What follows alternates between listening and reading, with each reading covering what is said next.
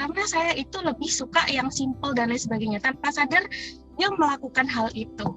Jadi ada beberapa konsep yang ditetapkan oleh masyarakat tertentu dan menempel pada kehidupan masyarakat tersebut hari demi hari, sehingga menyebabkan sebuah konsep menjadi budaya di dalam kehidupan masyarakat. Jadi secara tidak langsung itu menjadi alat dalam budaya patriarki untuk memecah belah antar kelompok perempuan atau bahkan antar perempuan individu itu sendiri, seperti itu. Kenapa ada internalized misogyny, dan itu sangat penting gitu ya.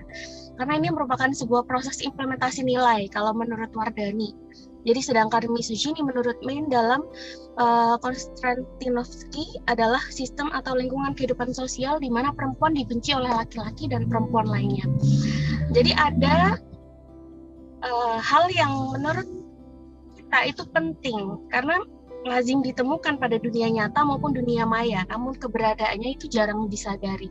Bahkan kita tanpa sadar melakukan hal itu. Sehingga kalau misalkan kita paham, kita sudah tahu bentuk-bentuk dari internalized misogyny, kita bisa semakin mengantisipasi atau bahkan mengedukasi masyarakat agar terhindar dari hal-hal yang semacam mengarah ke bullying dan lain sebagainya. Jadi mulai dari body shaming, behavior shaming, kemudian gender generalization, kemudian fitnah. Termasuk body shaming ini yang paling banyak atau yang paling sering kita temui bahkan di dunia maya. Tidak terlepas ya, semua pihak itu pasti di sini ada yang belum pernah kena body shaming nggak sih gitu kan, atau bahkan pernah nggak sih jadi pelaku body shaming gitu kan. Karena secara tidak langsung terkadang kita itu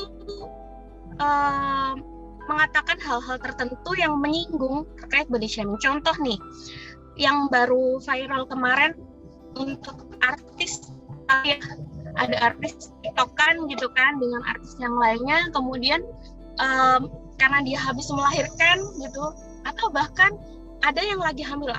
Terutama saya lagi hamil, kemudian saya mengalami kenaikan berat badan yang signifikan. Kemudian seringkali ditanya, kok nambah gede ya kelihatannya dan sebagainya gitu kan.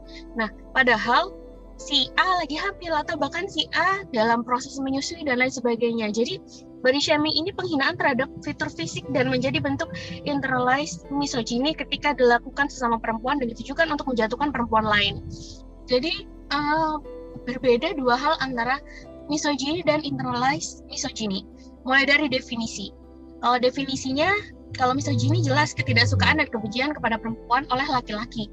Tapi kalau internalized itu misogyny lebih kepada ketidaksukaan dan kebencian kepada perempuan oleh sesama perempuan. Jadi pelakunya pun berbeda.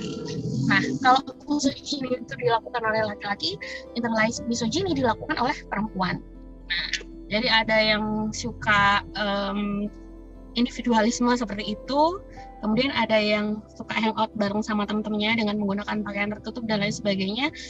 Itu nggak boleh saling menjatuhkan satu sama lain, karena semua itu sama manusia gitu ya. Jadi hanya Tuhan yang berhak menentukan orang itu baik atau buruk seperti itu.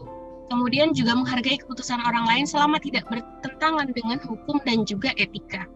Nah, wikir yang berarti kita lebih kepada mengobati seperti itu ya. Menjadi berbeda dengan merendahkan tidak membuat diri kita spesial, dan kita harus selalu introspeksi diri sehingga kita tahu apa yang perlu dievaluasi dalam diri kita sendiri ketika kita melakukan yang terbaik diri kita maupun orang lain. Dan we share memesan banyak belajar tentang hal lain dan hati-hati dalam berkomentar, kan satu memilah dan memilih informasi. Kita tahu bahwa sampai netizen Indonesia itu berhasil disebut sebagai netizen yang paling tidak sopan se-Asia Tenggara, seperti entah itu apresiasi, kemudian apakah itu juga salah satu bentuk penghargaan dan lain sebagainya, saya nggak ngerti. Yang jelas tergantung bagaimana cara kalian melihat itu.